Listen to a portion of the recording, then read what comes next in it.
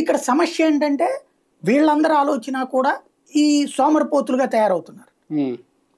ఇంకొకటి వీళ్ళు ఉండేటువంటి పెట్టుబడిదారీ వర్గం ఒక రకంగా వ్యాపారస్తులు, కాంట్రాక్టర్లు, గట్ర వాళ్ళ ఆలోచన ఎట్లా ఉంది?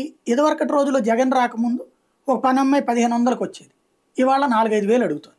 ఒక షాప్లో గుమస్తా 2-3 వేలకు వచ్చేవాడు, ఇవాళ రోజున 6-7 వేలు అడుగుతున్నాడు. ఒక మన పొలంలో కూలి ఇదివరకు 200 రూపాయలకి వచ్చేవాడు, ఇప్పుడు 500 నుంచి 700 అడుగుతున్నాడు. ఒక భవన నిర్మాణ కార్మికుడు 200-300కి వచ్చేవాడు, ఇవాళ 500 నుంచి 700 అడుగుతున్నాడు.